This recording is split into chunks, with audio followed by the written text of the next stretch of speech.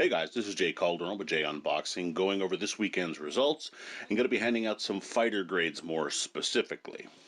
And of course, would love if you guys would go ahead and hand out your own grades in the comment section below. Would love to hear them all down. And it's safe to say, and this is the understatement of the year, we had quite a bit of action this weekend. Like, literally, it felt like there was a new fight starting every single hour, all day. Still, some fun, interesting results to say the least. We had some world title fights all over the planet, literally, once again. We had them in UAE, we had them in Russia, Kazakhstan, I believe, had some fights. A couple different ones in the States here. So, we're going to be giving out some grades to 5 specific fighters that kind of stand out to me as some of the bigger names, some of the bigger stars, with the most compelling results, in my personal opinion. So, with all that out of the way, let's get into it. Starting with Vasyl Lomachenko. And the grade I'm going to be going with here is a B+. For starters, at 33, I think it's pretty interesting and pretty refreshing to see that he still has, at a lighter weight class, a lot of the skills and tools that he's possessed at his very best physically. And I think that's very impressive. Again, against a guy like Richard Commey, who's not a world beater in my opinion, but is certainly a top-level fighter at 135 pounds, for Lomachenko to effectively play with him at times is certainly a testament to the sort of skill that he possesses. That being said, do I think that we learned a great deal about Lomachenko in this fight? No. If you would have told me that he effectively did what he did against Commey, I would have believed you. I mean, there was nothing specifically special about the performance other than that he used tremendous footwork and angles, and of course he looked great doing that. But that's what we know Lomachenko can do. Loma was expected to win this fight. He was a relatively heavy favorite to do so. He won the fight the way you would expect a heavy favorite to win the fight. In truth, the reason I'm giving him a B+ instead of some kind of A is because he really had the mistake of not finishing his man off in those middle rounds when he probably could have. He stepped on the gas a little too late and gave Commey probably 15 to 20 seconds, depending on how you want to look at it, to recover, because he was trying to convince the referee or the corner to stop him from hurting Commey any further, when in reality it just kind of came across more like he was trying to get a stoppage in something of a cheap way. And I just don't think that necessarily did him any favors. But again, it was still a very solid performance. If you do that against a former titleist, win the vast majority of the rounds, almost knock him out, and look pretty impressive in, large chunks of that fight, it's going to be hard to give you much less than a B+, but that's kind of where I fell with Vasyl Lomachenko. Next fighter I would discuss is Sonny Edwards. Now, he had a great fight and a great win over Jason Mama, which was a 12-round unanimous decision. And to me, he looked like the best flyweight in the world. I know there's obviously some potential, banter that could go back and forth between fans of either Edwards or Martinez, but the truth of the matter is that Edwards has looked phenomenal for the last couple of fights and has been on a really good run. And I think he's one of the best kept secrets in the sport. And outside of the finish, which, again, is not a requirement for a brilliant performance, I think that he pretty much did everything perfectly. Didn't get hit too much, didn't take some unnecessary tagging, didn't look like he could have gotten too much more out of his performance. Mama's a fairly tough guy.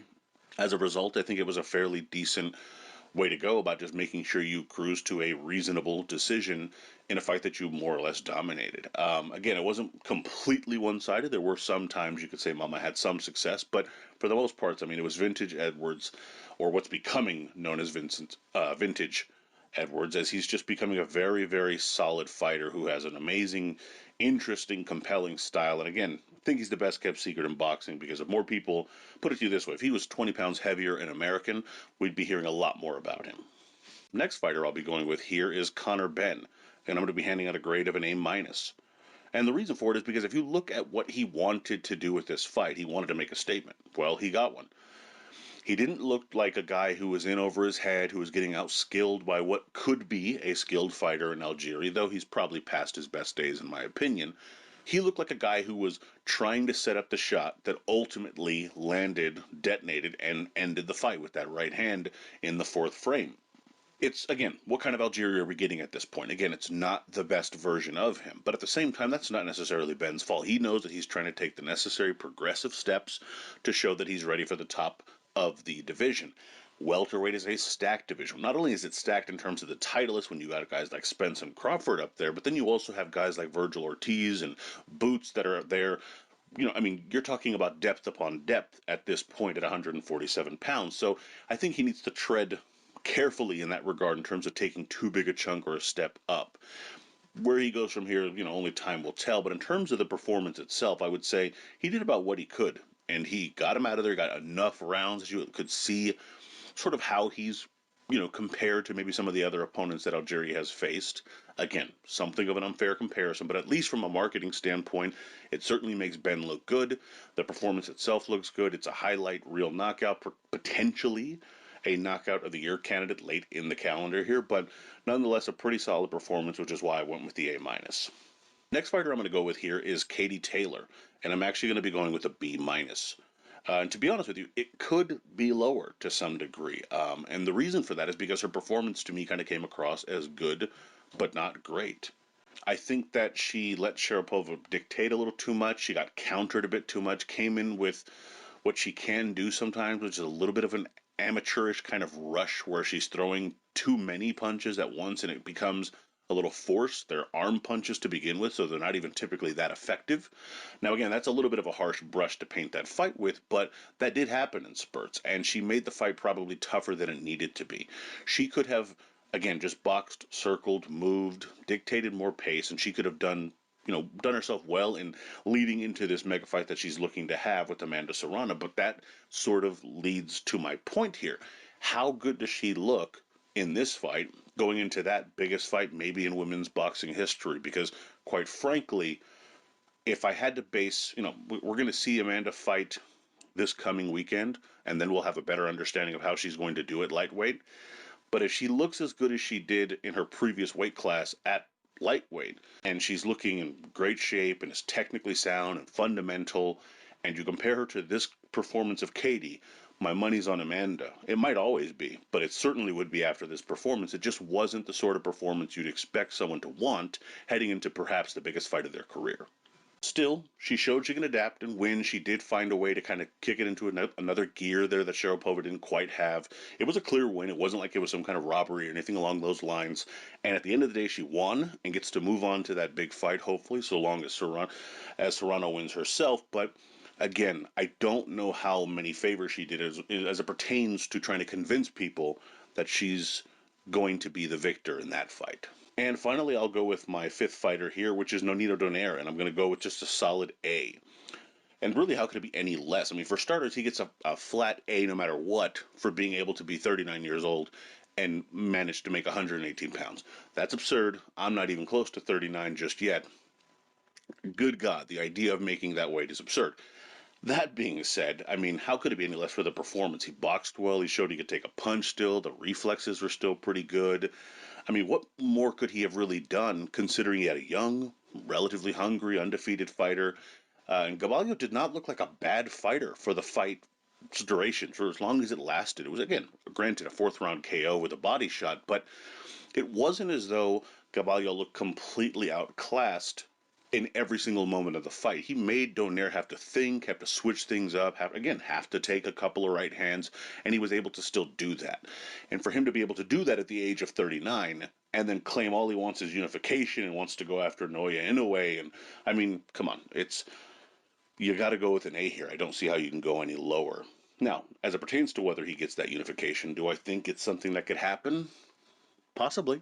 Again, based on this performance, I think it is a possibility. He always has that left hand.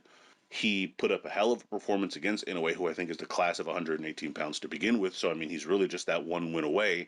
And now with Jonriel Casimero showing that he might not be able to safely make 118 pounds, it really is just one great performance away from a very great fighter, which again is a big ask, but it's not as though it's impossible. I'm a huge Donaire supporter, so it's certainly something I could see happening. Whether or not I think it's likely, who knows, but it's certainly something I wouldn't say he's incapable of doing because it's impossible, in my opinion, to count this man out at this point in his career. In terms of honorable mention here, I'm going to go with Dmitry Bivol and giving him a C+. He defended his 170-pound title, against Umar Salamov and looked fine. It was nothing bad.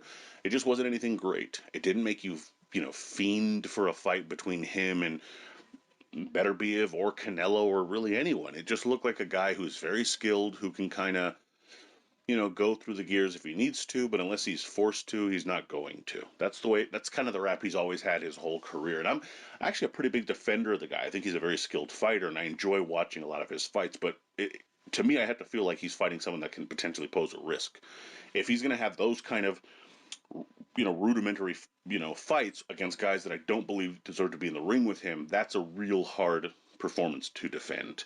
I would also give a shout out to Cody Crowley, who at 147 had a minor upset on the night and actually finished with what a grade that I would give him, which is an A minus. I think it was a great performance. Actually got dropped there early in the fight, but continued to come forward, pressured, continued to show his mettle, show that he actually belongs in there. And again, 147 is stacked. Am I saying that he's going to move on to become, the world champion or unify the entire division? I can't say that. But what I can say is he's another interesting player in an already very interesting division.